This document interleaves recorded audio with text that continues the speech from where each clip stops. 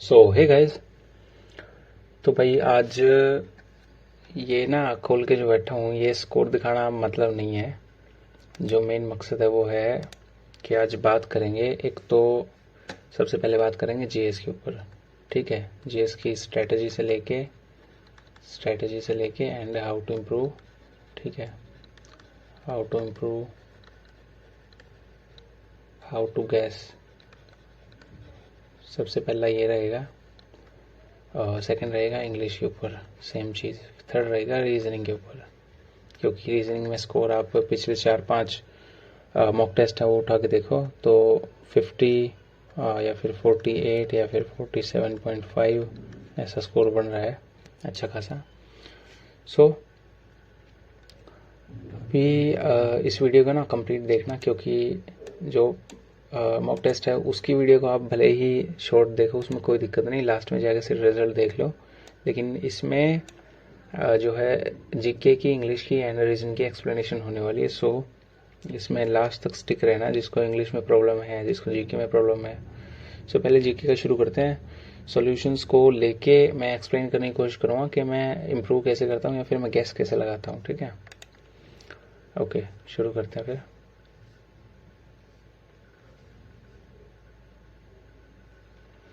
पहले जीके की बात करते हैं। यहाँ पे क्या है ना, देखो अभी 1956 दे रखा है। अगर आपको पता है कि 1951 से हमारा एक साल शुरू होता है। ठीक है, फर्स्ट जो है वो 5 ईयर प्लान हमारा शुरू होता है। इसका मतलब सेकंड 5 ईयर प्लान 1956 में आएगा। ठीक है, अब सेकंड 1956 में आएगा। Resolution formed on basis of second year plan. Second year plan में मतलब 1956 में सेकंड ईयर प्लान आया। ठीक है, ये बात तो ठीक है। Policy was use for promoting industry in backward regions. अब ये ठीक है कि नहीं ये सोचना था। फर्स्ट तो ठीक है, लेकिन सेकंड ठीक है कि नहीं।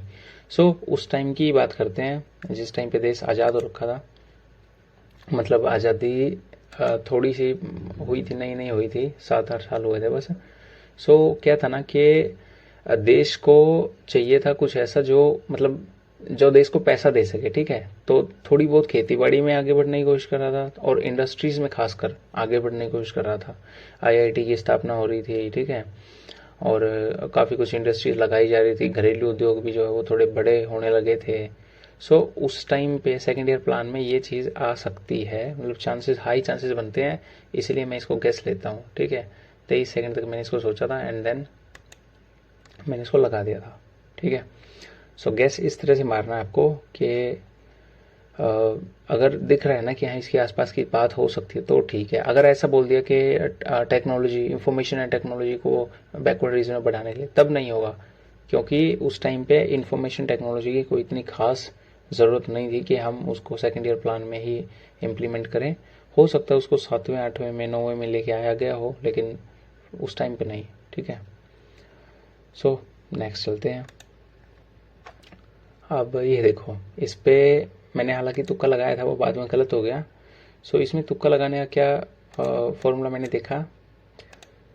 मैंने ये देखा कि यहाँ पे जो है ये परमहंस है। परमहंस थे, परमहंस रामकृष्ण परमहंस जो थे वो विवेकानंद जी के गुरु थे। ठीक है, विवेकानंद के गुरु थे, टीचर मान लो, गुरु मान लो। तो जो विवेकानंद और रामकृष्ण परमहंस थे वो बंगाल से बिलोंग करते थे, वेस्ट बंगाल से, या उस टाइम का बंगाल मान लो। इसलिए मैंने कलकत्ता टिक किया, क्योंकि हाई चांसेस ये बनते हैं कि यहाँ से ही बंदा हो सकता है, लेकिन हालांकि वो हुआ नहीं।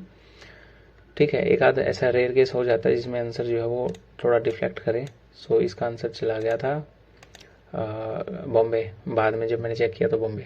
ज़्यादातर आप देखोगे जो ग्रुप्स बने थे या तो वो कलकत्ता में बने थे या फिर वो बॉम्बे में बने थे।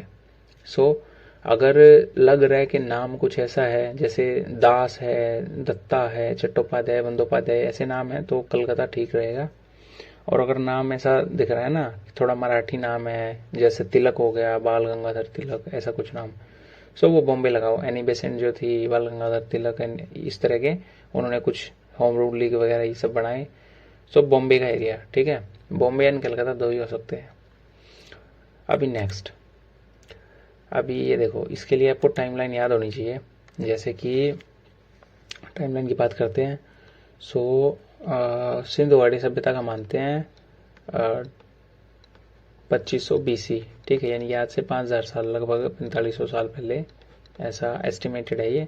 उसके बाद में 350 मान लो, चलो वैसे 370 मान लो BC। इसमें आते हैं मौर्याज, ठीक है। मौर्याज से पहले जो थे वो नंद थे, नंद से पहले हिरण्यक वंश था। एंड अभी देखो मौर्यन हो गए 350 BC में, तो ये खत्म, ठीक है। होयसला बाद के हैं, ये भी खत्म। मगध डायनेस्टी है जो मगध डायनेस्टी वैसे तो इनमें ही आती है, ठीक है, ये सारे के सारे मगध के ही थे, लेकिन मगध की खास तौर पे कुछ मतलब अलग से मगध के नाम से कोई डायनेस्टी थी नहीं, ठीक है, मुझे नहीं लगता ये राइट आंसर है। सो उस टाइम पे गुप्ताज थे। गुप्ताज के बाद जब आए वो आए शुंग नहीं, मौर्यंस के बाद आए शुंग, एंड गुप्ता के बाद जो है सातवाहन एंड दूसरे, नहीं सातवाहन भी मौर्यंस के बाद राइज हुए थे। गुप्ता के बाद जो दूसरी नीचे थी पार्टीज, जैसे कि इस नॉर्थ में जो है, नॉर्थ में वर्धान वंश जिसका हर्षवर्धन था, हर्षवर्धन, ठीक है, वो उदय होने शुरू हुए। साउथ में जो है वो राष्ट्रकूट थे। राष्ट्रकूट के बाद में दोबारा से 9वीं शताब्दी के आसपास में, 9th सेंचुरी के आसपास में चोल आ गए, ठीक है। उस टाइम भी पांड्यन थे, चोल भी थे, एंड राष्ट्रकूट होते थे। और बीच के एरिया में, गुजरात के एरिया के पास में, ठीक है, गुजरात के एरिया के पास में आ गए थे ये वाले क्या बोलते थे, चालुक्यास, ठीक है, चालुक्यास थे। सो इस तरह से डिस्ट्रीब्यूशन था टाइमलाइन का। टाइमलाइन को अगर आप जानते हो तो फिर गुप्ता लगाना कोई मुश्किल काम नहीं था, 9 सेकंड में हो गया था ये। सो थोड़ा वो तो पता होना ही चाहिए, ऐसे बिल्कुल ही गैस आप नहीं ले पाओगे। स्टेट और चेंज इट्स नेम, ठीक है, इसका हमको पता ही है कि कैसे होता है, ये हमने शुरू में पढ़ा भी था। जो मतलब जो पार्ट 1 है कॉन्स्टिट्यूशन का, वो इंडिया की और उसके स्टेट्स की डेफिनेशन देता है और ये बोलता है कि वो कैसे किया जाता है। सो हमको ये पता है कि स्टेट गवर्नमेंट स्टेट का नाम नहीं चेंज कर सकती, ना उसकी बाउंड्री चेंज कर सकती है, वो पार्लियामेंट के हाथ में होता है। पार्लियामेंट अमेंडमेंट करती है किसी भी स्टेट की चीज़ों में, उसकी बाउंड्री में, या इस बात से समझ लो कि इंडिया जो है, India is an indestructible union of destructible states, यानी देश को नहीं तोड़ा जा सकता है। देश को ये नहीं कि इस देश से निकाल के किसी दूसरे देश में कुछ डाल दो अपने देश से। हालांकि ऐसा हुआ तो था एक बार बंगाल पार्टी उसके टाइम पे, जब बंगाल आज़ाद हुआ उस टाइम पे हुआ था, लेकिन वो रेयर केस था। तो पार्लियामेंट इसके ऊपर लॉ बनाती है, पार्लियामेंट ही जो स्टेट की बाउंड्रीज को डिफाइन करती है एंड उनके नाम देती है, जैसे भी लेटेस्ट में तेलंगाना का हुआ था, ठीक है। आर्टिकल देख लेते हैं इसमें। आर्टिकल नहीं दिया क्या? आर्टिकल शायद इसमें नहीं दिया, जो भी है। उसके बाद अकबरनामा, ये तो भाई बहुत डीप में चला गया ना, अकबरनामा के सारे पढ़ना के कैसे, तो ये थोड़ा मुश्किल था, इसलिए मैंने इसको स्किप किया। अब नेशनल इनकम, ये इकोनॉमी वैसे इजी होती है, लेकिन कई बार जब इस तरह की चीज़ें आती हैं तब थोड़ा गड़बड़ हो ही जाता है बंदा, तो छोड़ो फिर। इंडियन कॉन्स्टिट्यूशन स्पेसिफाइज हिंदी, तो मेरा हिंदी लिटरेचर जो ग्रेजुएशन है मेरी, उसमें तो मुझे पता है 343 से होता ही है, ये तो काफ़ी इजी था, ठीक है, मतलब मेरे लिए इजी था। तो कई बार आपकी एक्स्ट्रा करिकुलम चीज़ें भी आपकी हेल्प कर देती हैं क्वेश्चन सोल्व करने में। सो श्री कलाहस्ती, अभी देखो एक तरीका होता है गैस मारने का। पहला, अगर संस्कृत वाली हिंदी का नाम है तो जाएगा वो आंध्र प्रदेश या कर्नाटक की तरफ, ठीक है, कर्नाटका, ज़्यादातर चांसेस है कि आंध्र प्रदेश रहेगा। सेकंड, अगर उसके नाम के पीछे एंड्स विद, अगर वो एंड्स विद एन या एम, फॉर एग्जांपल सुब्रमण्यम, ठीक है, कृष्णन, अपन, ऐसा कुछ नाम आता है तो वो तेलंगाना में उसमें जाएगा, तमिलनाडु में, ठीक है। सुब्रमण्यम हो गया, वेंकट रामेश्वरन हो गया, इस तरह की कोई भी नाम आता है। तीसरा, अगर वो अट्टम पट्टम ऐसा कुछ देता है ना, अट्टा, ठीक है, या फिर पट्टा, ऐसा कुछ भी देता है तो केरला की तरफ में जाएगा। ये बेसिक सी चीज़ है, मतलब हाई चांसेस इसके बनते हैं। वैसा ऐसा नहीं है कि हमेशा सुब्रमण्यम जो हो तमिलनाडु में ही रहेंगे, हो सकता है वो आंध्र प्रदेश में आ जाए या ऐसा कुछ, ठीक है, लेकिन ये बेसिक होता है। तो यहाँ पे क्या है ना, श्री कालाहस्ती टेम्पल, तो मैंने इसको आंध्र प्रदेश लगाया था और ये सही भी हो गया। सो इसका रीज़न यही था। 16% लोगों ने करेक्ट दिया और मैंने 11 सेकंड में इसको टिक किया था। इसका रीज़न यही था क्योंकि श्री कालाहस्ती प्योरली संस्कृत से डिराइव्ड वर्ड लग रहा है and I take this, basic सा। अभी डांसेस में भी ये चीज़ काम आती है। डांसेस में कैसे काम आती है, देखो, डांसेस में अगर आंध्र प्रदेश है तो होंगे रेड्डी, ठीक है, एपी हैं तो रेड्डी आएंगे, और एपी में रेड्डी आएंगे, और अगर तेलंगाना है तो नहीं, वो क्या नाम, तमिलनाडु है तो TN, तमिलनाडु है तो नाम के पीछे M या N आएंगे जो भी इसके हैं, ठीक है। अगर केरला है तो नैयर हैं, NAIR या फिर NAYYAR, ठीक है। केरला है तो नैयर, काफ़ी सारे नैयर जो हैं वो मोहिनी अट्टम या फिर कथकली इनसे संबंधित हैं, ठीक है। और अगर नाम क्या नाम, सिंपल सा नाम आ गया, ठीक है, अगर बेसिक सा नाम है, कोई हिंदी नाम है, ऐसा लग रहा है कि महाराज आ गया, पंडित आ गया, ठीक है, पंडित दे दिया या महाराज दे दिया, तो हाई चांसेस है कि वो जो कथक के मिलेंगे, ठीक है। अगर डांस पूछा है तो कथक के मिलेंगे बेसिक, जैसे पंडित बिरजू महाराज, ठीक है, पंडित अखन महाराज, अच्छन महाराज है शायद, सितारा देवी। सो ये प्योर हिंदी नाम है और ये कथक के जो है बहुत बड़े नाम रहे हैं। सो इस तरह गेसिंग होती है, ठीक है। अब मैं आपको ये बता देता हूँ कि कन्फ्यूजन कहाँ होगी। सोनल मानसिंह एक डांसर हैं, ठीक है, वो ओडिसी की डांसर हैं, साथ में वो भरतनाट्यम की डांसर हैं, ठीक है, भरतनाट्यम। अब सोनल मानसिंह के नाम से आपको लगेगा कि ये तो कथक की डांसर होंगी, लेकिन ये ओडिसी की डांसर है एंड भरतनाट्यम की डांसर है। तो इस तरह की चीज़ों को याद करना ही पड़ेगा, इसमें कुछ नहीं है, ठीक है।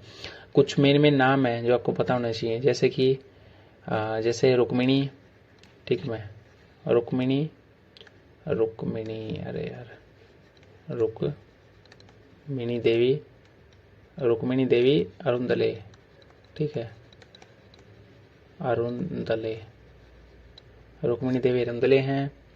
एंड साथ में जैसे राधा रेड्डी, राजा रेड्डी, पता लग गया होगा कौन से संगीत के होंगे, मतलब कौन से डांस के होंगे। सो रुक्मिणी देवी अरुंदले जो हैं वो हैं भरतनाट्यम की, और साथ में ही इनके एक और नाम आता है, वो आता है मृणालिनी साराभाई, ठीक है, SB, ये भी भरतनाट्यम की हैं। रेड्डी जो हैं वो होंगे अपने कुचिपुड़ी के, क्योंकि ये आंध्र प्रदेश से हैं, ठीक है। और जो भी नाम आपको ये लगे ना कि ये नाम मतलब या तो काफ़ी फेमस है या नहीं सुना है, या फिर डांस को लगाना ही लगाना है, कोई भी आपको तरीका नहीं मिल रहा, तो भरतनाट्यम लगा देना, क्योंकि हाई चांसेस बनते हैं कि भरतनाट्यम का बंदा होगा। भरतनाट्यम के सबसे ज़्यादा जो है डांसर्स हैं इस टाइम पे। सो डांसेस को और उनके बंदों को पढ़ ही लेना आप, तभी काम चलेगा। ओके, अब ये मैंने कैसे किया, तो इसमें सिंपल सा है कि आप इसकी हिंदी करो। यहाँ पे लिखा जीवों के उदाहरण, यहाँ पे पादप है, यहाँ पे प्राणी है, ठीक है। कवक को मैंने ऐसे ही डिसरिगार्ड कर दिया, पता नहीं क्यों। मशरूम जो है वो ऊपर से फैलता है, ठीक है, ऊपर से फैलता है, नीचे से नहीं फैलता, और ये मुक्त तैराकी वाले नहीं है, ना ये तली में रहने वाले जीव, मतलब पानी में। सो मैंने जीव देख के मैंने प्राणी पलवक लगा दिया और ये सही हो गया। मुझे इसकी 1% भी थ्योरी नहीं पता है, ठीक है, लेकिन मैंने सिर्फ यहाँ से गैस लिया कि ये जीव है, तो पादप मैंने लगाया नहीं, मैंने प्राणी लगा दिया। हालांकि पादप भी जीव होते हैं, लेकिन मैं प्राणी के साथ चला गया एंड तुक्का ठीक बैठ गया मेरा। वीडियो में मैं बोलता भी हूँ। अभी देखो, इसके नाम पे फोकस करो, गणगौर। जो राजस्थान है ना, राजस्थान में ज़्यादातर नामों में आएगा ये, ठीक है, अण आएगा ज़्यादातर, मतलब बोलते हैं वहाँ पे। जैसे वहाँ की एक फेमस कास्ट है मीणा, ठीक है, जैसे खम्मा गणी, तो अणय का इस्तेमाल राजस्थान में बहुत ज़्यादा किया जाता है, तो उसको देखते हुए ना मैंने राजस्थान टिक किया था। मुझे बिहार से नहीं लगा, ये गोवा से भी नहीं लगा, क्योंकि गोवा में इस तरह का नाम कम ही होता है। त्रिपुरा में इस तरह का नाम नहीं मिलेगा। त्रिपुरा में थोड़ा सा Nepali influenced, Chinese influenced, Burma से इन्फ्लुएंस्ड नाम होते हैं, जो कि थोड़े से मैंड्रिन टाइप के नाम। सो मैंने राजस्थान इसको टिक किया था एंड ये ठीक बैठ गया तुक्का। 68% लोगों ने ठीक किया था। अभी स्टार्च है ना, इसका तो मुझे हल्की थ्योरी ये पता थी कि मैंने कभी पढ़ा था कि जो बुकल कैविटी में हमारी में सलाइवा होता है, और सलाइवा कार्बोहाइड्रेट को पचाना शुरू करता है शुरू से ही, इसलिए मैंने बुकल कैविटी लगाया था। ये गलत हो सकता था, ऐसा नहीं था, लेकिन फिर भी ठीक हो गया। 39% लोगों ने ठीक किया था इसको। अभी ये देखो, इसके लिए आपको पूरा इतिहास पता होना चाहिए चोल साम्राज्य का, और मेरा जो चोल साम्राज्य वो फेवरेट रहा है, इसलिए मुझे इसकी लगभग कंप्लीट हिस्ट्री पता है। सो विजयालय, जो ये विजयालय वाला है ना, ये बात कर रहे हैं 9th सेंचुरी की। उससे पहले भी चोल साम्राज्य होता था।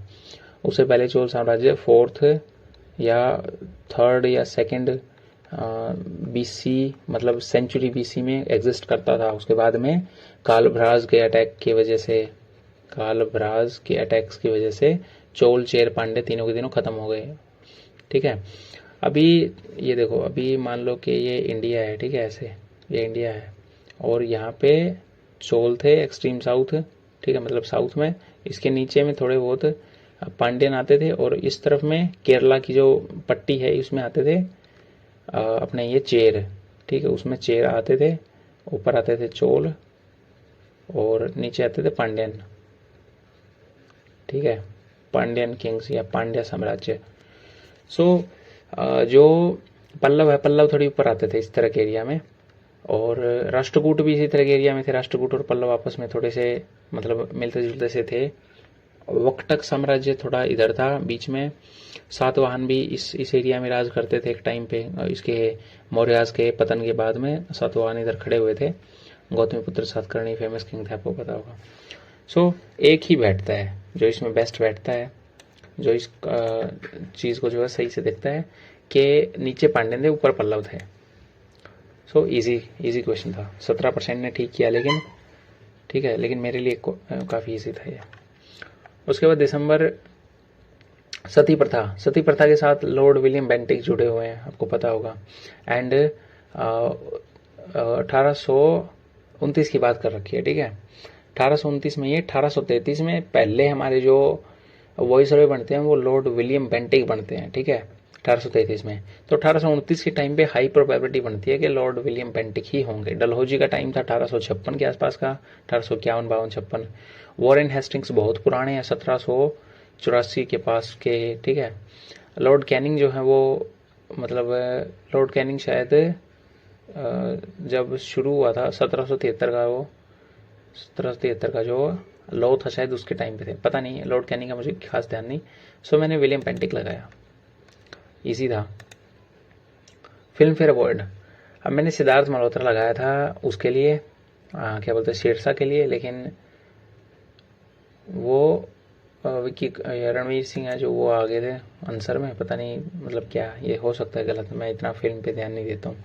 सो गैस मारने की बात है, सिद्धार्थ मल्होत्रा पे गैस इसलिए लगाया था क्योंकि शेरशाह काफ़ी ये बोलते थे कि फेमस हुई है, ठीक है, इसके लिए लगाया। विकी कौशल भी आंसर हो सकता था उधम सिंह के लिए, सरदार उधम सिंह, लेकिन वो था नहीं।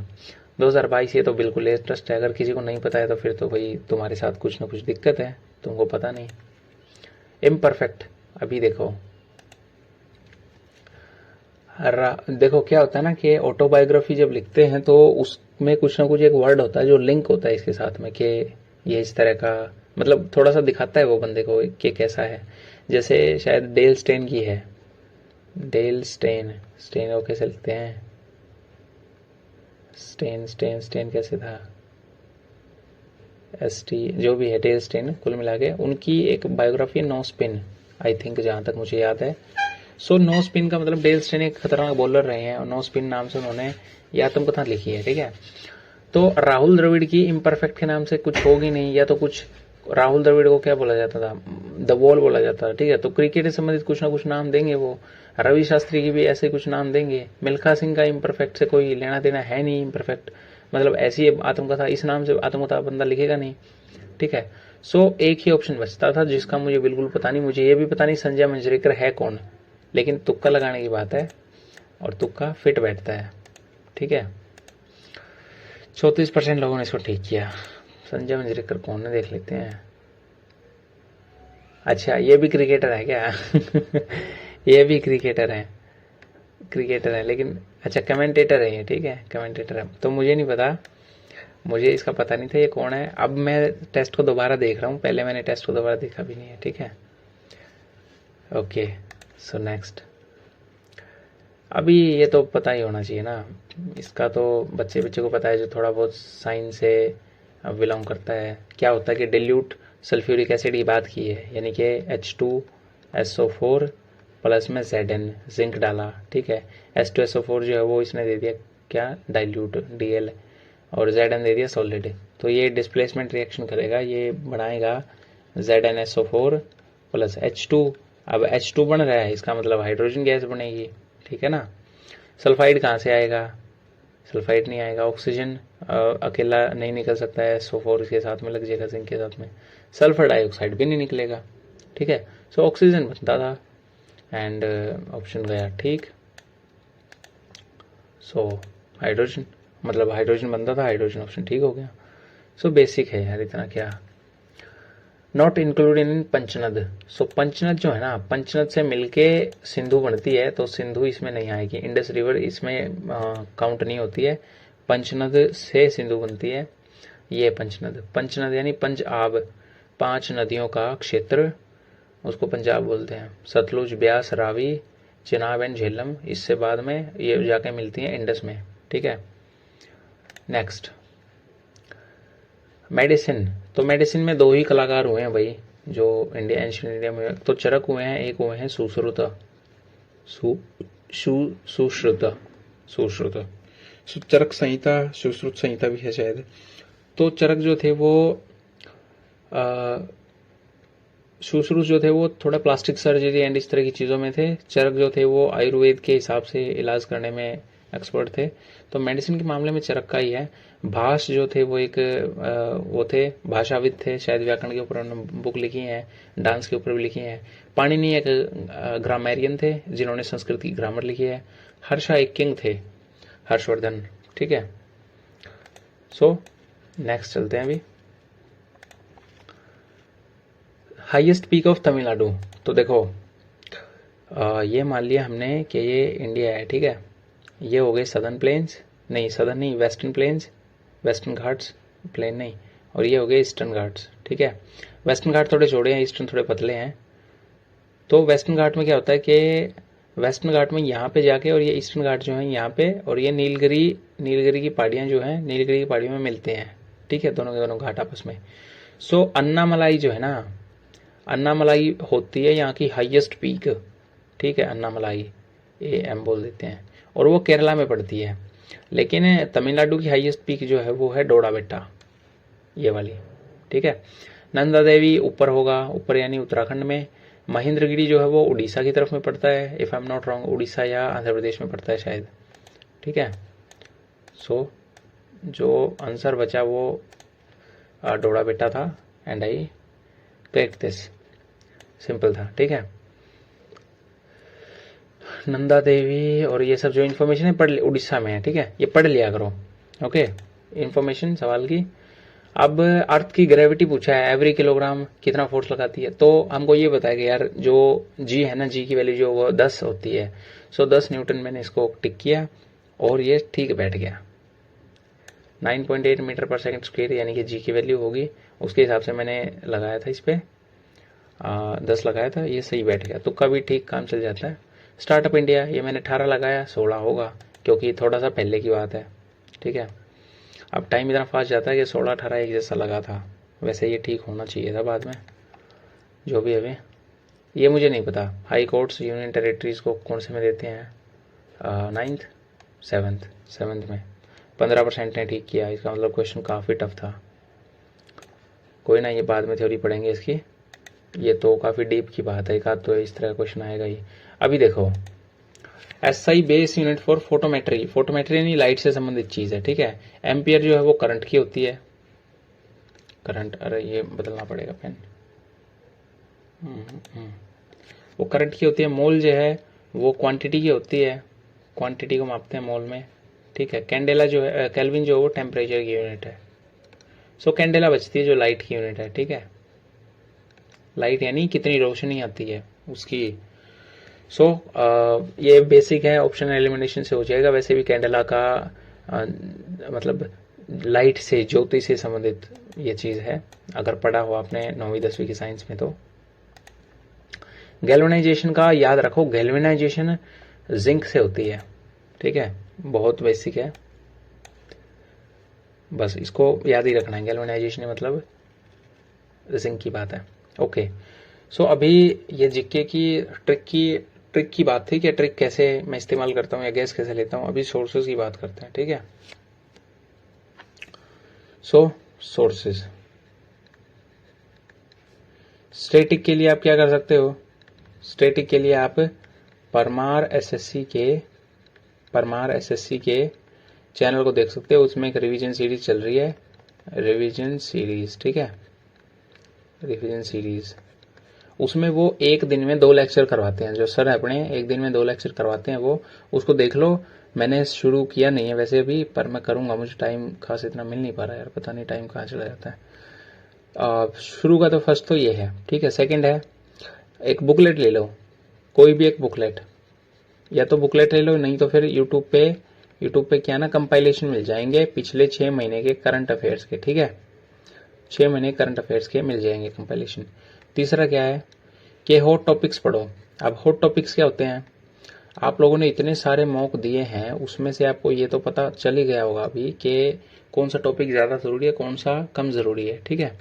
फॉर एग्जाम्पल बुद्धिज्म जैनिज्म पढ़ो, ठीक है, बुद्धिज्म पढ़ो, जैनिज्म मन लगा के, ठीक है। और गुप्ता पीरियड, क्योंकि इसको बोला जाता है इंडिया का गोल्डन पीरियड, ठीक है। इस टाइम पे कला, आर्किटेक्चर ये सब थोड़ा उभरा था। गुप्ता के साथ में फिर मौर्यन पढ़ लो, ठीक है। उसके बाद साउथ के पढ़ लो, चोल चेर पांडे, ठीक है, चोल चेर पांडे। संगम पढ़ लो, संगम लिटरेचर कब लिखा गया, ठीक है। इंडस वैली थोड़ा बहुत पढ़ लो, आईवीसी अगर टाइम मिले तो। उसके बाद डांसेस पढ़ लो खूब सारे, कहाँ पे कौन सा डांस होता है। फेस्टिवल्स पढ़ लो, किस स्टेट में कौन सा फेस्टिवल चलता है, ठीक है।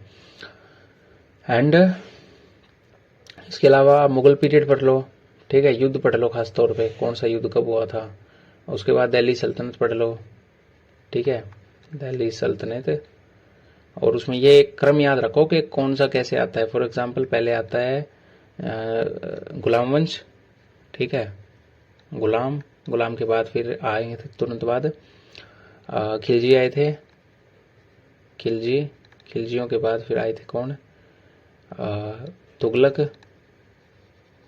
तुगलक, फिर आए थे सैयद, उसके बाद फिर आए थे लास्ट में लोधी। और सल्तनत जो है दिल्ली सल्तनत, वहां लोधी पे जाके खत्म हो गई थी, क्योंकि उसके बाद आ गए थे मुगल्स, और मुगल्स के बाद में जो है वो मुगल पीरियड शुरू होता है।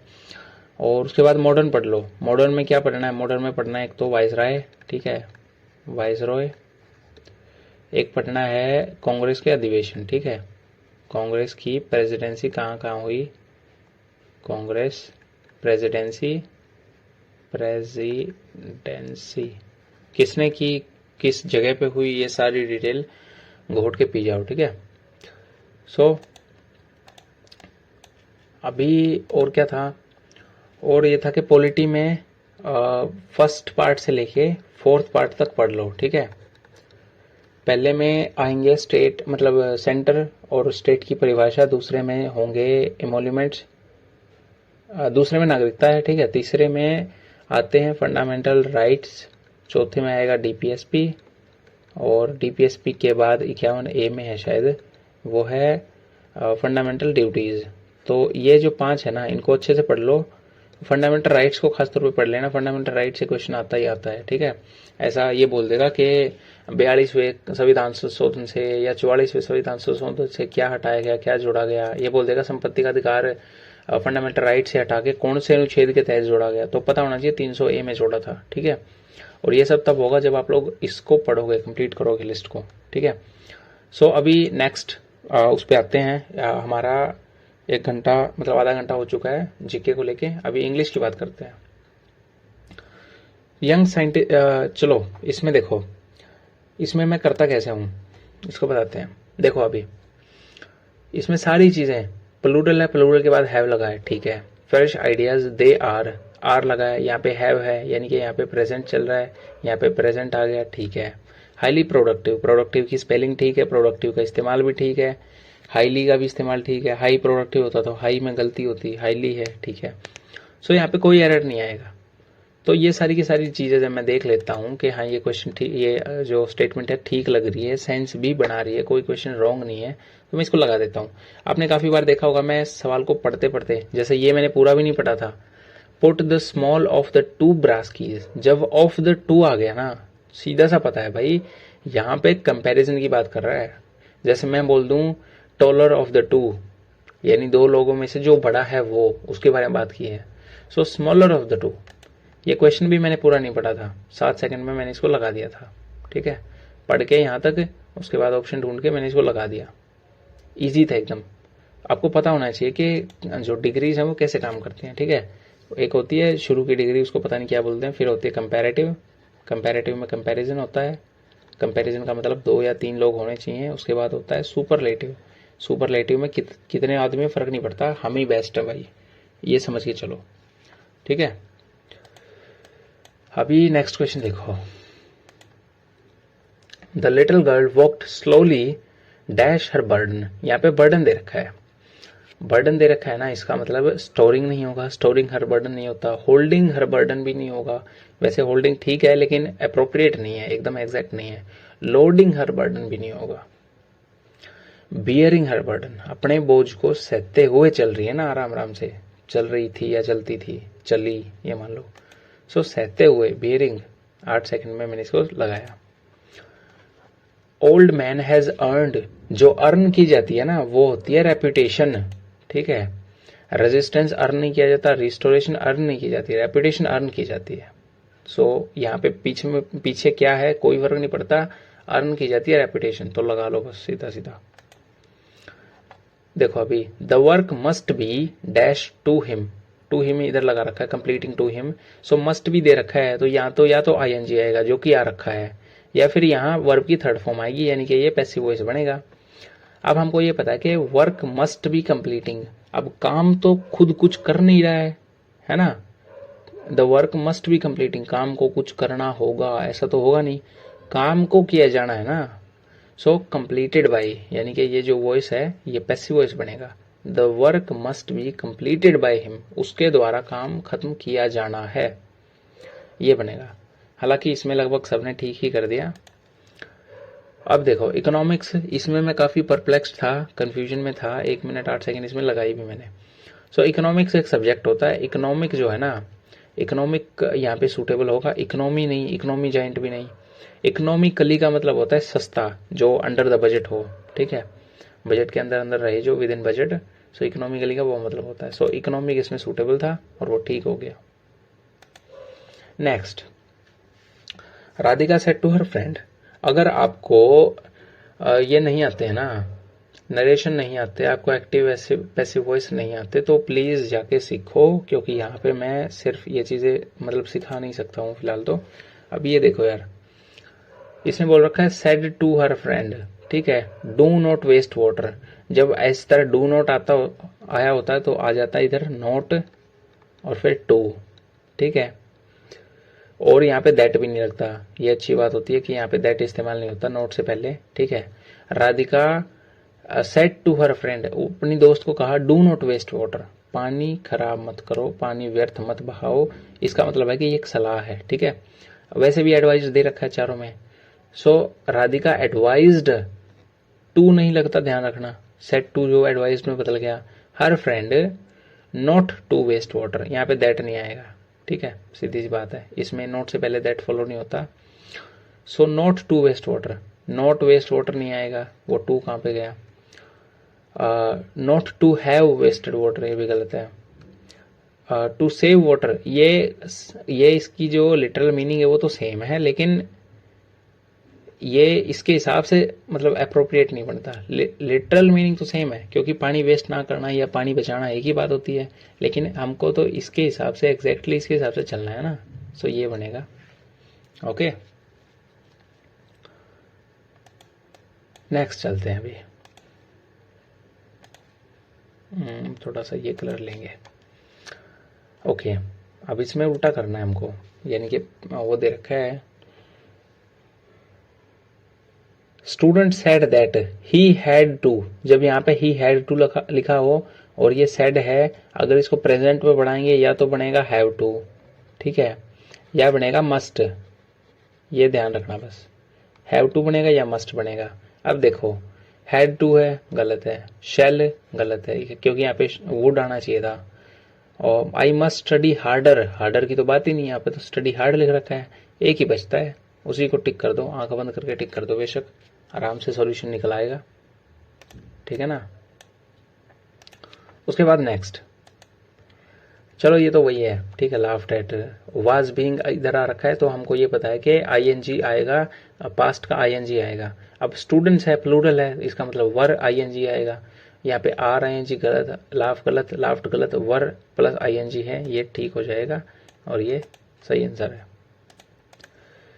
उसके बाद rust was removed by acid treatment, was removed है तो सिंपल सा रिमूव्ड आ जाएगा इधर घूम के। रिमूव्ड, रिमूव्स, रिमूव्स ये गलत हो गए, वर रिमूव्ड गलत हो गया, रिमूव्ड द रस्ट ठीक हो गया, ठीक है। प्री वेरिगेटिंग का मैंने लगाया नहीं, इक्विवोकेट आता है। ऑल्ट्रुइज्म, अभी देखो ऑल्ट्रुइज्म सेल्फिश, यानी ये जो लालची होता है, वीक कमजोर, अट्रैक्टिव वो करने वाला। सो सेल्फलेसनेस या सेल्फिश में से एक आएगा। अब हमको ये पता है कि अल्ट्रुइज्म जो है ना, अल्ट्रुइज्म जो है वो एक नाउन है, ठीक है। सेल्फिश जो है वो एक क्या है, एक एडजेक्टिव है, मेरे ख्याल से एडजेक्टिव बोलते हैं ना इसको। वीक भी एडजेक्टिव है, अट्रैक्टिव भी एडजेक्टिव है। सेल्फलेसनेस जो है वो एक नाउन बनता है, ठीक है। अल्ट्रुइज्म भी एक नाउन है, तो नाउन है तो नाउन में बदलेगा, सेल्फलेसनेस चला जाएगा इसका एंटोनिम और सिनोनिम। और वैसे भी याद रखो, अल्ट्रुइज्म का मतलब होता है जो लोगों की, दूसरों की मदद करे, गरीबों की मदद करे, ठीक है। ओके, ये रहा concern more with needs and wishes of others than one's own. Okay, impediment, impediment यानी धीमा करना, इसका अपोजिट बताना है, तो स्टिमुलस जो ज्यादा वो करे। देखो इम्पेडिमेंट हिंड्रेंस, ठीक है। फैटर, फैटर का मुझे मतलब, डेटरेंट का मतलब जो है ना, डेटरेंट होता है कारक, और यहाँ पे है एक संज्ञा, ठीक है। तो ये सेम नहीं बनते, और ये भी संज्ञा है तो ये ठीक बनती है, ठीक है। वैसे भी देख लो, हिंड्रेंस रोकना, डेटरेंट डेटोरेट करना मतलब खराब करना चीज को, यानी एक तरह से रोकना।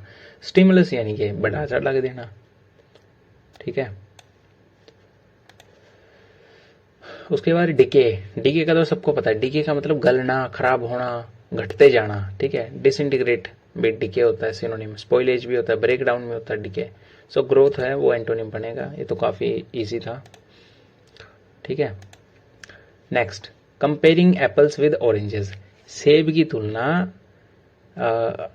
इससे ऑरेंज से, संतरे से करना। तो ये इसका सिंपल सा मतलब ऐसा शाब्दिक लेके देखोगे ना, लिटरल मीनिंग लेके देखोगे तो पता लगेगा कि मतलब किसी दो ऐसी चीजों की तुलना की जा रही है जो एक तरह के हैं ही नहीं, है ना, जो मतलब स्टैंड नहीं करते, जिनकी परिस्थिति भी शायद अलग हो, तो उनकी कंपैरिजन का मतलब कोई बनता नहीं है। कैलकुलेशन ऑफ प्रोटीन गलत है, इससे प्रोटीन की गणना थोड़ी ना करेंगे यार। Comparison between two kind of fruits, अब हालांकि यहाँ पे फ्रूट्स की बात है, लेकिन फ्रूट नहीं लगा देना है कहीं ये सोचो कि फ्रूट की बात चल रही है। Have a healthy issue, health issue, ये भी मतलब नहीं बनता इसका लिटरल मीनिंग का। अनइक्वल कंपैरिजन, जिनका कोई आपस में कंपैरिजन नहीं, उनका कंपैरिजन करना, जैसे एप्पल को ऑरेंजेस के साथ में किया है इसने। अब दोनों में से एक तो ज्यादा महंगा है, एक कम महंगा है, एक जो ऐसा है कि खास तौर पे इसको बोलते हैं राजा, या मतलब थोड़ा महंगा fruit. To look down one's nose, इसमें मैंने तुक्का लगाया था, ये मेरा ठीक बन गया। ठीक है, अभी लिटिल मीनिंग सोचो, देखो किसी की नाक के नीचे देखना, टू कीप थिंग्स अपार्ट नहीं बनाता सेंस। इग्नोमिनी का मुझे मतलब नहीं पता था, टू गेट इंजर्ड भी नहीं होगा। ठीक है, किसी की नाक के नीचे देखने का इंजर्ड होने से क्या संबंध है। सो मैंने ये लगाया टू लुक कंटेम्प्टसली एट। ठीक है, ये मैंने सोच विचार करके थोड़ा सा तब लगाया था कि थोड़ा बहुत इसके साथ में ये मैच कर रहा है कि टू लुक कंटेम्प्टसली एट, किसी के नाक के नीचे देखना और उसकी तरफ कंटेम्प्ट से देखना, यानी तिरस्कार के भाव से देखना। ठीक है, लुक डाउन करना किसी को। सो इसलिए ये ठीक किया। हालांकि मुझे इसका शब्द का मतलब नहीं पता, पर मैंने जोड़ तोड़ के थोड़ा बहुत कर लिया। कंटेम्प्ट का मतलब क्या होता है, कंटेम्प्ट का मतलब जैसे कंटेम्प्ट ऑफ कोर्ट, निंदा करना थोड़ी बहुत है। ठीक है, तो निंदा के भाव से देखना, तिरस्कार के भाव से, तो थोड़ा बहुत मैंने लगा लिया था अंदाजा। डिक्शनरी ऑफ स्पेशल टर्म्स तो ग्लोसरी होता है। ठीक है, कंटेक्स्ट कंटेंट होता है, पता है आपको, मटेरियल जो अंदर होता है। इंडेक्स होता है उसके पहले की सारणी। ठीक है, लेकिन ये डिक्शनरी नहीं है, ये सिर्फ सारणी है शुरू की कि भाई इस बुक में ये चीजें मिलेंगी। एनेक्चर भी ऐसा ही होता है। ठीक है, एनेक्चर में कुछ डिटेल्स दी होती हैं। ग्लोसरी बोलते हैं जो बुक के लास्ट में मिलेगा आपको, जैसे 9वीं 10वीं की साइंस की बुक्स के पीछे लिखे मिलते थे कि इसका ये मतलब है, एनवायरनमेंट का मतलब ये होता है, कैंडेला का मतलब ये होता है, इस तरह से दिया होता है, केल्विन का मतलब ये होता है। सो इस तरह की उसको ग्लोसरी बोलते हैं, इसको रट लो। जो वन वर्ड सब्सटीट्यूशन है या दूसरे हैं उनका यही इलाज होता है कि उनको रट लो। ठीक है, अभी अच्छा ये मेरा ठीक हो गया क्या। Reject as invalid specially by legal procedure, retreat को मैंने नहीं लगाया, मैंने क्वैश को कर दिया क्योंकि काफ़ी ज़्यादा ना उसमें आता है, इस्तेमाल होता है कॉन्स्टिट्यूशन में भी quasi word, quasi federal, quasi फलाना, क्वाशी टिकड़ा। तो मैं क्वाशी शब्द की वजह से मैंने क्वाश लगाया एंड वो सही बैठ गया, तुक्का। प्रेटियर का आपको पता ही होगा, जब भी पीछे वाई होता है, जैसे प्रेटी में वाई है फॉर एग्जांपल, जैसे प्रेटी में जो है वो वाई आता है पीछे, तो ये जब कंपैरेटिव डिग्री में जाएगा ना तो ये बनेगा प्रेटी आर, IER लग जाता है। फॉर एग्जांपल कोई भी एक और देखो, क्या बताऊं, ठीक है कोई भी एक क्या यार ध्यान नहीं आ रहा, चलो अभी बाद में देखेंगे। आप लोग को ध्यान आ रहा है तो आप कमेंट करो। So next, miss spelled. अभी देखो ये सिंपल सा पता लग रहा है, CALLY कैरेक्टरिस्टिकली में LLY होता है, तो इसको लगाओ सीधा सीधा, बाकी कुछ देखने की जरूरत ही नहीं। जब एक मिस्टेक मिल जाए ना, इंग्लिश में तो मैं इतना कॉन्फिडेंट हूँ, मुझे एक मिस्टेक मिल जाती है मैं दूसरा देखता भी नहीं हूँ। नेक्स्ट, अभी गवर्नमेंट इज टेकिंग सीरियसली, जिसकी भाई ये पैसेज वाली चीजें कमजोर है ना, वो देख लो अभी ध्यान से इसको। The government is taking seriously the dash of, seriously ले रही है किस चीज को, रोड सेफ्टी के इशू को। ठीक है, रिलीज यहाँ पे नहीं आएगा, रेजिड्यू यहाँ पे नहीं आएगा, साइट यहाँ पे नहीं आएगा। ठीक है, रोड सेफ्टी की साइट क्या होती है भाई, रोड सेफ्टी का इशू है। ठीक है, उसके बाद forums are being conducted dash to bring, forums are being conducted, अगर किसी इशू को गवर्नमेंट सीरियसली ले रही है तो उसके रिगार्डिंग फोरम्स जो है वो कंडक्ट किए जाएंगे, कैसे, on a regular basis, regularly किए जाएंगे। ठीक है, लॉ मेकर्स को, लॉ एनफोर्समेंट ऑफिसर्स को डिस्कस करने के लिए फोरम जो है वो डिस्कस कंडक्ट की जा रही है रेगुलरली। हैबिचुअली नहीं होगा, हैबिचुअली तो बंदे के उसमें आता है, टर्मिनेटली नहीं है। ठीक है, रेयरली भी नहीं होगा, क्योंकि सीरियसली अगर ले रही है तो रेयरली थोड़ी ना लेगी फिर वो मीटिंग्स को, अगर किसी इशू को सीरियस ले रही है गवर्नमेंट। ठीक है ना, discuss ways to dash the rise, road accident में राइज हो रहा है तो इसको क्या करने के लिए, कन्फेस करने के लिए। नहीं भाई, कन्फेस करने की गवर्नमेंट को क्या जरूरत है, गवर्नमेंट को पता है, लोगों को पता है कि रोड एक्सीडेंट हो रहे हैं। टैकल करने के लिए हो सकता है, कंडक्ट करने के लिए, अब गवर्नमेंट एक्सीडेंट थोड़ी ना कंडक्ट करेगी। डील करने के लिए, अगर डील है तो डील विद आना चाहिए, डील विद द राइज। ठीक है, देख लो डील यहाँ पे अप्रोप्रिएट बनता है देखा जाए तो, लेकिन यहाँ अगर विद आता ना, डील विद द राइज, फिर ठीक हो जाता डील, क्योंकि डील विद का मतलब होता है किसी से मतलब किसी से डील करना, डील करना मतलब किसी से क्या बोलते हैं यार उसको, डील विद का मतलब है सामना करना बोल लो, ठीक है, सामना करना। डील इन का मतलब होता है व्यापार करना, ठीक है। तो यहाँ पे टैकल आएगा, टैकल का मतलब सामना करना या किसी से भिड़ के देखना, मतलब इस तरह का कुछ sense. Okay, everyone agrees that more needs to be done on road safety in its determination to dash the rate of road accident। Road accident के रेट घटाने के लिए, ठीक है ना। घटाना क्या है, प्रमोट का मतलब बढ़ाना होता है, इनसाइट का मतलब उकसाना होता है, लर्व का मतलब मुझे नहीं पता, कर्व का मुझे पता है, कर्व का मतलब समेटना, तोड़ना, इस तरह का मीनिंग आता है कर्व का, ठीक है, छोटा करना। उसके बाद next, The government with the cooperation of relevant agencies is making serious dash। Serious क्या बना रही है, सीरियस प्रयास कर रही होगी, एक्नॉलेजमेंट्स नहीं होगा, पावर्स नहीं होगा, इज मेकिंग सीरियस पावर्स, बिल्कुल गलत है यहाँ पे। स्ट्रगल्स तो नहीं भाई, गवर्नमेंट के मामले में ये चीज़ स्ट्रगल में आएगी ही नहीं, क्योंकि गवर्नमेंट के लिए क्या मुमकिन नहीं है। सो वो सिर्फ क्या कर रही है, वो एफर्ट्स लगा रही है, वो स्ट्रगल नहीं कर रही है, ठीक है। टू मेक सीरियस एफर्ट्स, वैसे भी मेक के बाद मतलब मेक है ना, जो एफर्ट के साथ मेक इस्तेमाल होता है, मेक के साथ स्ट्रगल नहीं होता है, ठीक है, इसको ध्यान रखना बस। I am making efforts to gain 100% score in English, ऐसा कुछ भी मान लो। सो ये था इंग्लिश का। अभी बात करते हैं इसकी स्ट्रेटेजी की, ठीक है, कि हाउ टू इम्प्रूव इंग्लिश, कैसे किया जाए। कोई एक क्वेश्चन निकालते हैं, ये निकालते हैं।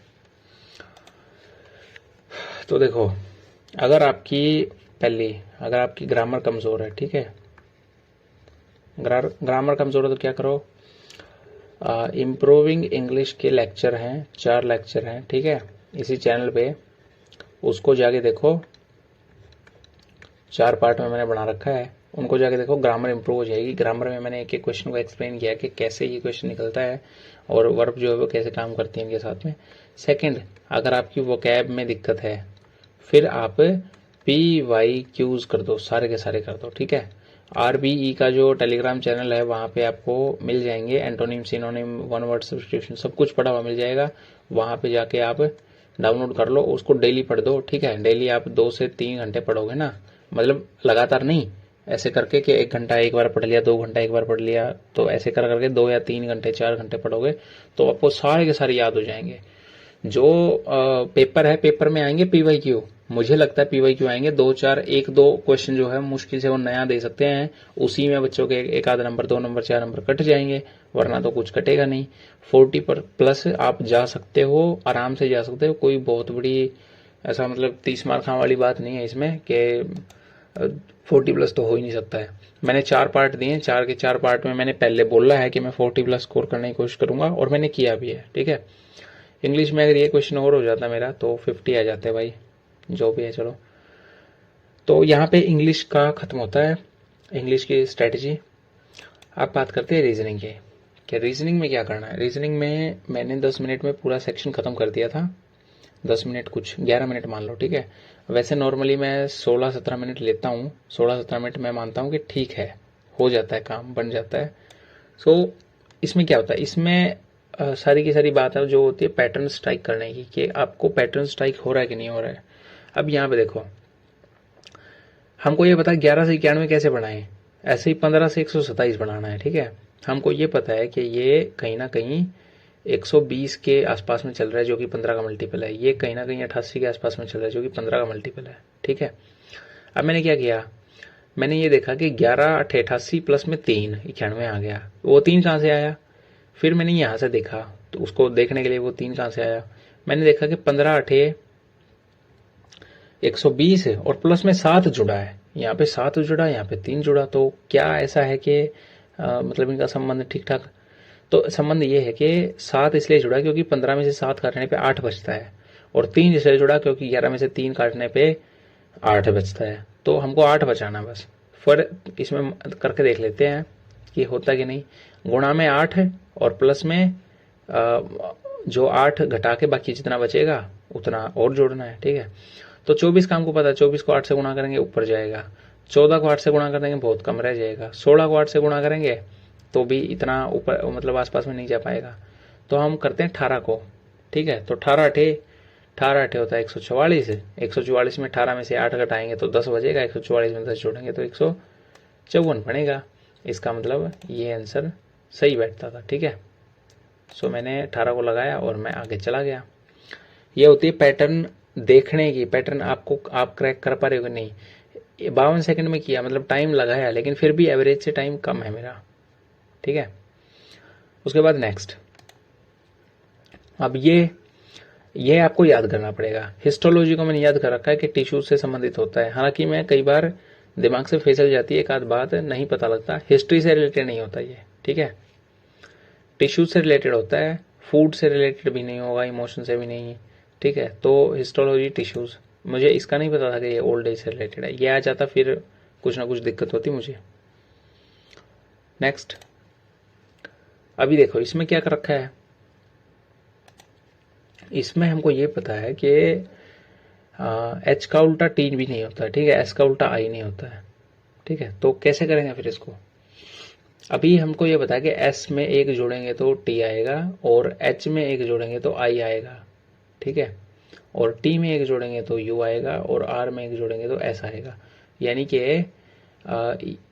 ये जो आगे वाले हैं ये आगे में जुड़ेंगे, ठीक है, मतलब उल्टा होके, जैसे पी है, सो पी में एक जुड़ के आगे आएगा और क्यू में एक जुड़ के पीछे आएगा, ठीक है। उसके बाद एम में एक जुड़ के यहाँ पे आएगा, और जेड में एक जुड़ के यहाँ पे आएगा। तो ऐसे ही 4 प्लेसेस बनेंगे, ठीक है। तो Q+1 यानी कि क्या नाम, P+1 Q हो गया यहाँ पे, ठीक है। यहाँ पे Q+1 R हो गया, यहाँ पे M+1 N हो गया, Z+1 A हो गया। सो QRNA, ठीक है। ये बड़ा आंसर बन गया। इसको 25 सेकंड में कर दिया। पता नहीं लोग 1-1 मिनट कैसे ले रहे हैं यार, समझ नहीं आ रहा। ओके, अभी नेक्स्ट देखो, सारी की सारी बात है पैटर्न की। अगर पैटर्न आपको हिट हो रहा है तो आप कर लोगे, नहीं हिट हो रहा फिर दिक्कत है। अब डोरमा में ये कैसे हुआ, हमको ये पता है कि जो ए है ना, ए में 3 जोड़ दिया डी आ गया, एम 13 में 3 जोड़ दिया 16 आ गया, 18 में 3 जोड़ दिया 21 आ गया, 15 में 3 18 आ गया, 4 में 3 जोड़ा 7 आ गया। ऐसे ही आपको करना है। सो पहले इसमें जोड़ो, ये आगे आ जाएगा, ठीक है ना। इसमें जोड़ोगे तो ये आगे आ जाएगा, जैसे कि 15 में 3 18, 18 यानी कि आर आना चाहिए, ठीक है। उसके बाद टी 20 में 3 जोड़ोगे 23 आएगा। 2 चेक करो, उसके बाद आगे बढ़ जाओ। 24 सेकंड में खत्म हो गया ये भी। 17 290 कैसे हुआ, 17 का स्क्वायर हमको पता है 289 होता है, प्लस में 1 जोड़ दिया तो 18 का स्क्वायर यानी कि 324, उसमें 1 जोड़ दिया 325। 8 सेकंड लगी थी बस। उसके बाद 11 की 12 के साथ गुणा, यानी 11 की उससे एक बड़े के साथ गुणा, तो 12 की उससे एक बड़े यानी 13 के साथ गुणा, 156। ये 16 सेकंड लग गई पर हो गया। चलो, अब इस क्वेश्चन को कैसे करना होता है। अगर आप में से कोई इस तरह के क्वेश्चन में गलती कर रहा है तो वो देखो, सम डोनट्स आर, तो इसमें लिख लिया हमने डोनट्स, ठीक है। सम डोनट्स आर बर्गर्स, तो सम दिखाना है, यानी ये बर्गर यहाँ पे आ गया, ठीक है।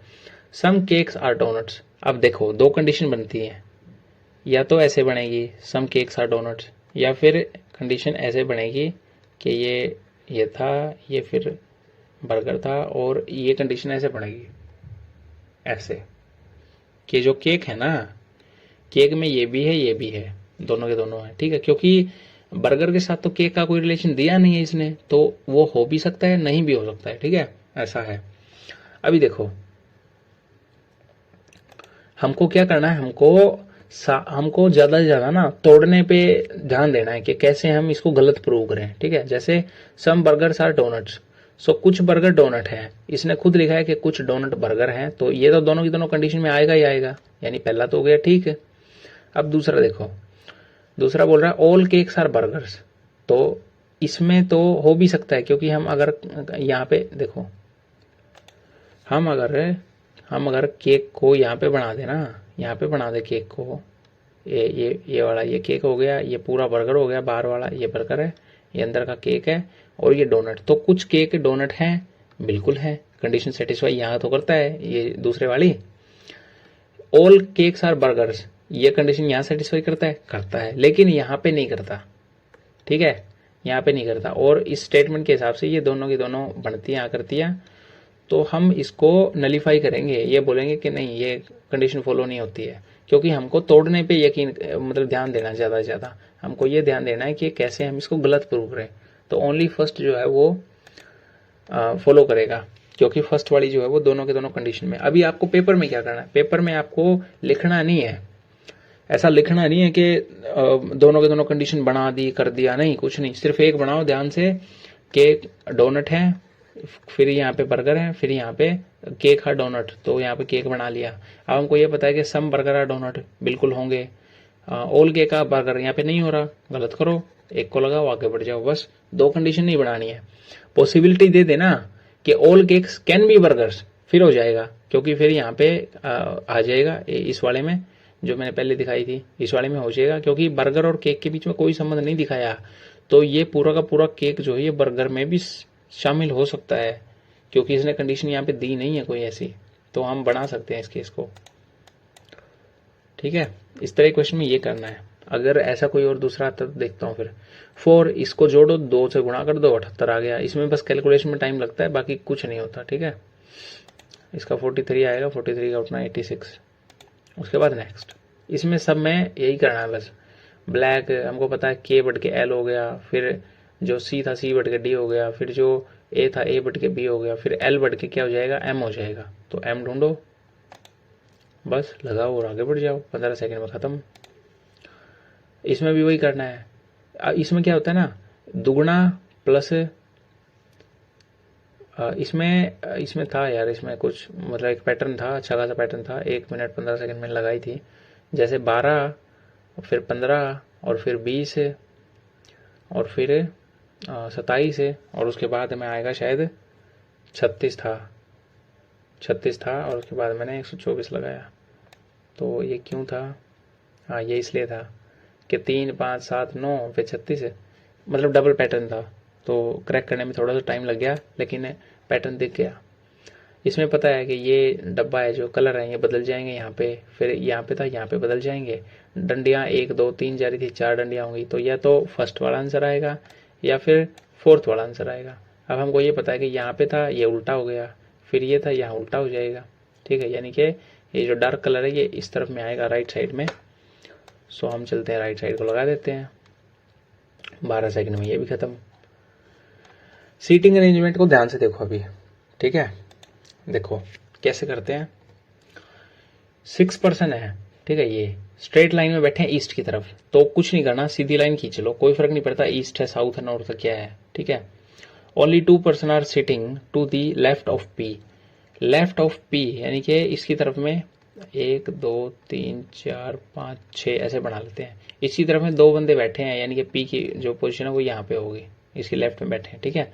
Who is sitting third to the left of L, अब ये एल के लेफ्ट से थर्ड में बैठा है, तो इसका मतलब एल यहाँ पे होगा। 1 2 3 थर्ड बैठा है लेफ्ट में, ठीक है, ये लेफ्ट है ये राइट है, ठीक है, याद रखना। उसके बाद बोलता है M and N are not sitting at any of the ends, any end पे तो बैठ नहीं सकता, यहाँ पे तो एल बैठा है, यहाँ पे भी नहीं आएगा एम और एन, ठीक है।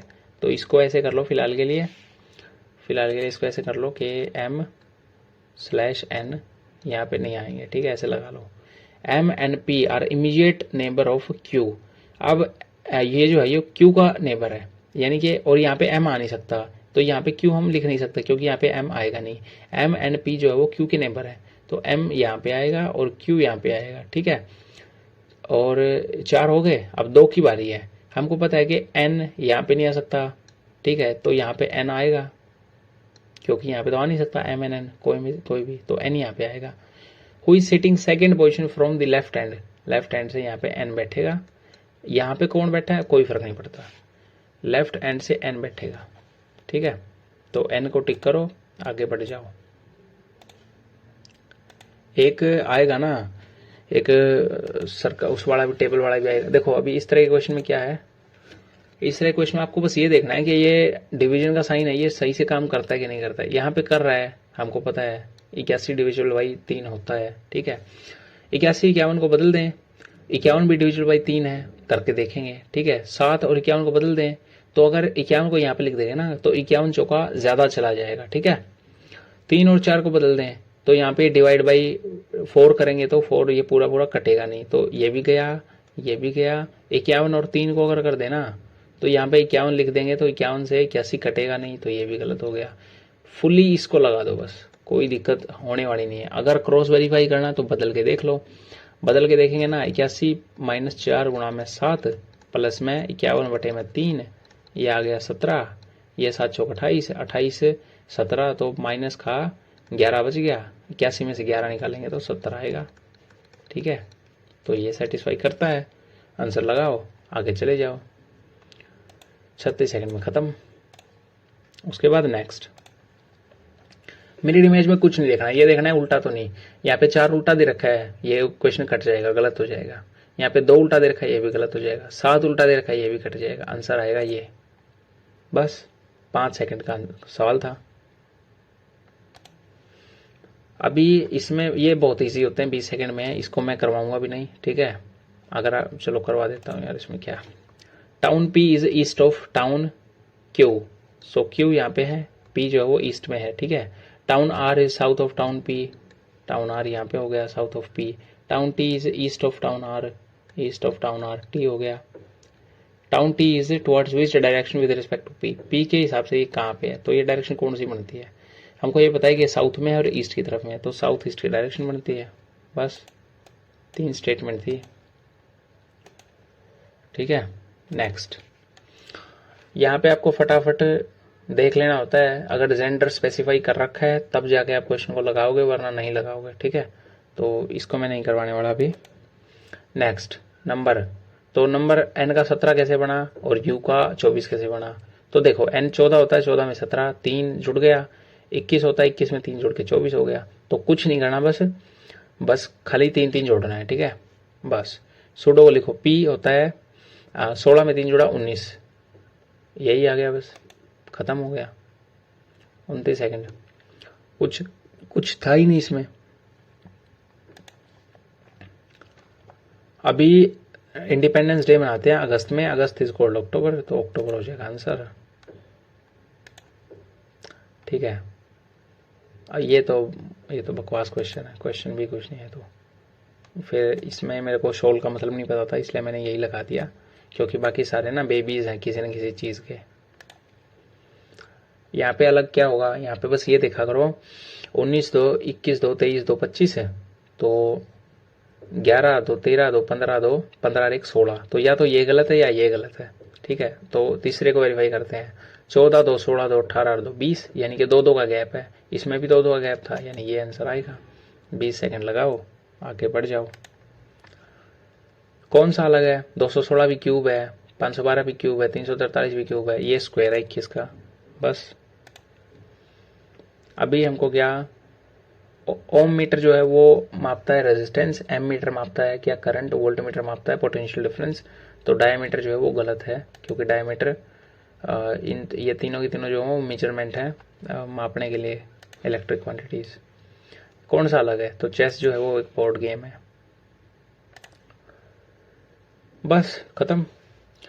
रीजनिंग में एक सिटिंग अरेंजमेंट का क्वेश्चन होता है ना, जो वो टेबल में 8 बंदे बैठे हैं, ऐसे ऐसे बैठे हैं, तो उसको मैं बता देता हूँ कि मैं करता कैसे हूँ। ठीक है, तो मान लिया ऐसे बैठा है, ठीक है, 8 बंदे बैठे हैं, तो मैं क्या करता हूँ, मैं ऐसे लाइंस खींचता हूँ 8, ठीक है, सर्कल कर देता हूँ।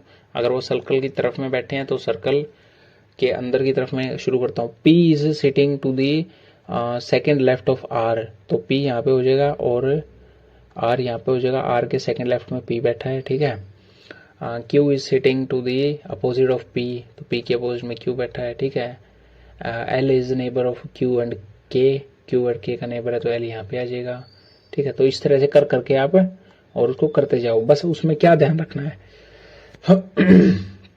ये ध्यान रखना है कि वो टुवर्ड्स द सेंटर है फेस या अपोजिट टू सेंटर है फेस। बहुत लोग इसी में गलती करते हैं। अगर ये बोलते ना अपोजिट टू सेंटर फेस है, ठीक है, ये बोल दिया कि P is sitting to the second left of K, तब P यहाँ पे आएगा, यहाँ पे नहीं आएगा। ठीक है, ये डिफरेंस क्रिएट हो जाता है, बस इसको ध्यान में रखना है। सो रीजनिंग को तो सिर्फ आप क्या करो, कहाँ से करो, मॉक टेस्ट से करो, ज़्यादा से ज़्यादा मॉक टेस्ट दो, ठीक है। मैथ्स का मैं कुछ बताऊंगा नहीं, मैथ्स में मेरी खुद की हालत ख़राब रहती है कई बार, तो हम बात सिर्फ इस पे करेंगे कि इंग्लिश में आपको क्या करना है। इंग्लिश में आपको पिछले सालों के synonym antonym one word substitution पढ़ने हैं। ग्रामर में दिक्कत है तो इम्प्रूविंग इंग्लिश का मैं लिंक डाल दूंगा, पिंड कमेंट में लिंक आपको मिल जाएगा, वहां से देख लेना 4 की 4। और जीके का मैंने बता दिया, परमार एसएससी के आप चैनल्स देखो, ठीक है, उसमें भी रिवीजन सीरीज चल रही है। और हो सके ना तो जो हॉट टॉपिक बताए हैं आर्ट एंड कल्चर के, हिस्ट्री के, डांसेस फेस्टिवल, ठीक है, मुगल काल, ये थोड़ा अंग्रेजों वाला, क्या नाम, ये वॉइस रॉय थे, ठीक है, लॉज पढ़ लेना, किस टाइम कौन सा लॉ आया। जैसे मैंने पूछ लिया वर्नाक्युलर प्रेस एक्ट कब आया, तो एक मैंने डेट दे दी, ठीक है, एक मैंने डेट दे दी 1800 कुछ की, 1878 की, एक मैंने दे दी भाई 1902 की, एक मैंने दे दी 1919 की, और एक मैंने दे दी 1942 की। तो पता होना चाहिए कि वो किस टाइम पे आया था।